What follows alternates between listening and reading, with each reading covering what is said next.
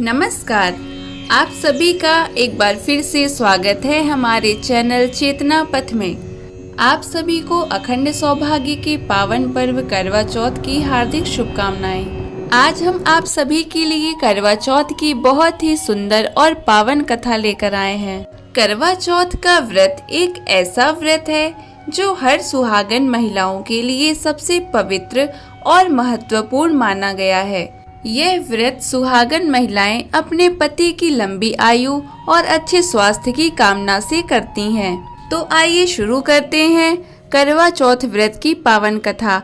उससे पहले अगर आप हमारे चैनल पर नए हैं तो वीडियो को लाइक करके चैनल को सब्सक्राइब जरूर कर लें, जिससे कि सभी धार्मिक व्रत कथा की वीडियो आप तक पहुंच सके। प्राचीन काल में एक इंद्रप्रस्थपुर नगर में वेद शर्मा नाम का एक ब्राह्मण रहता था। वेद शर्मा का विवाह लीलावती से हुआ था, जिससे उसके 7 महान पुत्र और वीरावती नाम की एक गुणवान पुत्री थी। वीरावती अपने माता पिता की इकलौती पुत्री थी, जिसके कारण वह अपने माता पिता के साथ साथ अपने 7 भाइयों की भी लाडली थी। जब वीरावती विवाह योग्य हुई तो उसका विवाह एक योग्य, सुशील और धर्मनिष्ठ ब्राह्मण से हुआ। सुखपूर्वक कुछ समय बीतने के बाद एक दिन कार्तिक मास की चतुर्थी आई, वही दिन जिसे हम करवा चौथ के रूप में मनाते हैं। विवाह के बाद वीरावती जब अपने माता पिता के यहाँ थी, तब उसने अपनी भाभियों के साथ पति की लंबी आयु के लिए करवा चौथ का व्रत रखा। उसने प्रातः स्नान करके 16 श्रृंगार किया, करवा चौथ माता की पूजा की और कठोर निर्जला व्रत आरंभ किया। दिन भर भक्ति में लीन वीरावती केवल एक ही बात सोच रही थी कि मेरे प्रिय पति की लंबी आयु हो। दिन धीरे धीरे ढलने लगा, परंतु वीरावती अत्यंत कोमल और नाजुक थी। भूख प्यास से उसका शरीर निर्बल होने लगा। करवा चौथ के व्रत के दौरान वीरावती को भूख सहन नहीं हुई और कमजोरी के कारण वह मूर्छित होकर जमीन पर गिर गई। भाइयों ने देखा कि उसकी बहन मूर्छित होने लगी तो उनका हृदय द्रवित हो उठा। उन्होंने कहा, बहन, अभी तो रात बहुत बाकी है, तू कुछ खा पी ले, नहीं तो तेरे ही प्राण चले जाएंगे। पर वीरावती बोली, भैया, जब तक चांद ना निकले मैं जल की एक बूंद भी नहीं पीऊंगी। यह व्रत तो मेरे पति की दीर्घायु के लिए है। सभी भाइयों ने उनकी प्यारी बहन की दयनीय स्थिति सहन नहीं हो पा रही थी। वे जानते थे कि वीरावती एक पतिव्रता नारी है, चंद्रमा के दर्शन किए बिना भोजन ग्रहण नहीं करेगी, चाहे उसके प्राण ही क्यों न चले जाएं। 7 भाई मिलकर एक योजना बनाते हैं। उनमें से एक भाई कुछ दूर वट के वृक्ष पर हाथ में छलनी और दीपक लेकर चढ़ गया, जिससे ऐसा लगने लगा कि जैसे चांद सच में निकल आया हो। फिर अंदर जाकर एक भाई बोला कि बहन देखो, चांद निकल आया है, अब व्रत पूरा करो और भोजन ग्रहण करो। थकी मांदी वीरावती ने कुछ दूर वट के वृक्ष पर छलनी के पीछे दीपक को देखकर विश्वास कर लिया कि चंद्रमा सचमुच वृक्ष के पीछे निकल आया है। अपनी भूख से व्याकुल वीरावती ने शीघ्र ही दीपक को चंद्रमा समझकर अर्घ्य अर्पण किया और जल ग्रहण कर अपने व्रत को तोड़ा। वीरावती ने जब भोजन ग्रहण करना प्रारंभ किया तो उसे अशुभ संकेत मिलने लगे। उसे पहले कौर में बाल मिला, दूसरे कौर में उसे छींक आई और तीसरे कौर में उसे अपने ससुराल वालों से निमंत्रण मिला कि उसका पति बीमार है, वो जिस भी हाल में हो तुरंत आ जाए। ससुराल जाने के लिए उसकी माँ उसे विदा करने लगी। जब वह बक्से से कपड़ा निकालने लगी तो सबसे पहले वह काले कपड़े निकले।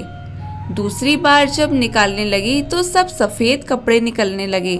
यह देख वीरावती घबरा जाती है और कहती है कि माँ, ये सब रहने दो, मैं चली जाती हूँ। वीरावती से उसकी माँ कहती है कि रास्ते में जितने लोग मिले वह उनके पैर छूते जाए। अगर कोई सदा सुहागन होने का आशीर्वाद दे तो फिर वहीं पल्ले में गांठ बांध लेना। यह सुनकर वीरावती अपने ससुराल की तरफ चली जाती है। ससुराल जाते समय वीरावती को जितने लोग मिलते हैं वह उनके पैर छूती जाती है, लेकिन सब यही आशीर्वाद देते हैं कि सुखी रहो, खुश रहो। फिर बीरावती अपने ससुराल पहुंचती है। वहां पहुंचते ही उसकी छोटी ननद बाहर खेल रही होती है। बीरावती अपनी छोटी ननद के पैर छूती है और छोटी ननद बोलती है कि सदा सुहागन रहो। यह आशीर्वाद सुनते ही बीरावती अपने पल्ले में गांठ बांध लेती है। बीरावती जब घर में जाती है तो वह अपने पति को मृत पाती है। अपने पति के मृत शरीर को देखकर बीरावती रोने लगी और करवा चौथ के व्रत के दौरान अपनी किसी भूल के लिए खुद को दोषी ठहराने लगी। बीरावती का संसार उजड़ गया। वह विलाप करने लगी कि हे भगवान, यह क्या हो गया। मैंने तो व्रत रखा था अपने पति की लंबी आयु के लिए, फिर यह विपत्ति क्यों आई। बीरावती का विलाप सुनकर करवा चौथ माता प्रकट होती हैं। बीरावती ने उनसे पूछा कि करवा चौथ के दिन ही उसके पति की मृत्यु क्यों हुई और अपने पति को जीवित करने की वह करवा चौथ माता से विनती करने लगी। बीरावती का दुख देखकर माता ने उससे कहा कि उसने बिना चंद्रमा को अर्घ अर्पण किए बिना ही व्रत को तोड़ा था, जिसके कारण उसके पति की असामयिक मृत्यु हो गई। बीरावती को फिर सारी बात समझ में आई कि उसके भाइयों ने झूठा चांद दिखाया था। तब उसे एहसास हुआ कि उसका व्रत अधूरा रह गया और असत्य से भंग हो गया। बीरावती करवा चौथ माता से बोली कि हे माता, मैंने अनजाने में व्रत तोड़ा है, मुझ पर कृपा करिए और मेरे पति को जीवन दान दे दीजिए। बीरावती की भक्ति और तपस्या से प्रसन्न होकर करवा चौथ माता बोली कि तू सच्ची पतिव्रता नारी है, तेरी व्रत में त्रुटि छल से हुई है। तेरा पति जीवित रहेगा, परंतु उसके शरीर में पहले कुछ समय तक प्राण नहीं आएंगे। माता ने बीरावती को करवा चौथ व्रत के साथ साथ 12 महीने तक प्रत्येक चतुर्थी को व्रत करने की सलाह दी और उसे आश्वासन दिया कि ऐसा करने से तेरा पति पूर्ण रूप से जीवित हो जाएगा। बीरावती ने माता की आज्ञा अनुसार अपने सभी धार्मिक कृतियां और मासिक उपवास को पूरे विश्वास से पूरा किया। वह अपने पति के शरीर को एक पल के लिए भी अपने से अलग नहीं करती थी। बीरावती हर माह के चौथ पर कठोर व्रत और पूरे विश्वास से करती, देवी का ध्यान करती और प्रार्थना करती कि हे माता, मुझे मेरा पति वापस दे दो। धीरे धीरे 12 महीने बीत गए। बीरावती ने 12वें व्रत पर पूरी नियम से पूजा की और रात्रि में जब चांद निकला तो उसने सच्चे भाव से अर्घ्य दिया और अपने व्रत को पूरा किया। अंत में उन सभी व्रत से मिले पुण्य के कारण चमत्कार हुआ। करवा चौथ माता प्रकट हुई और उन्होंने उसके पति के शरीर में प्राण लौटा दिए। बीरावती को उसका पति पुनः प्राप्त हो गया। पति को जीवित देखकर बीरावती की आंखों में आंसू आ गए। उसने माता देवी को धन्यवाद किया और कहा कि हे करवा चौथ माता, आपने मेरी लाज रख ली, मैं सदा ही आपका व्रत करती रहूंगी।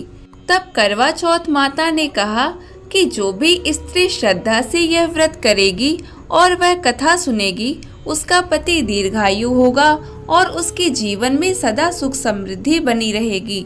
उस दिन से करवा चौथ का व्रत समस्त सुहागन स्त्रियों के लिए अनिवार्य बन गया। सुहागन महिलाएं इस दिन निर्जला उपवास रखकर अपने पति की लंबी आयु, स्वास्थ्य और सौभाग्य की प्रार्थना करती हैं। दोस्तों, इस प्रकार समाप्त होती है बीरवती की अमर कथा, जो सिखाती है कि सच्चा प्रेम, विश्वास और भक्ति किसी भी विपत्ति पर विजय पा सकते हैं। तो एक बार फिर से आप सभी को पावन पर्व करवा चौथ व्रत की हार्दिक शुभकामनाएं। भगवान आपकी सभी मनोकामना पूर्ण करें और आपके परिवार को सुख, समृद्धि एवं अखंड सौभाग्य का आशीर्वाद प्रदान करें। आपको यह कथा कैसी लगी कमेंट करके जरूर बताएं और ऐसे ही सभी धार्मिक व्रत की कथा सुनने के लिए हमारे चैनल चेतना पथ को सब्सक्राइब करें। जय करवा चौथ माता।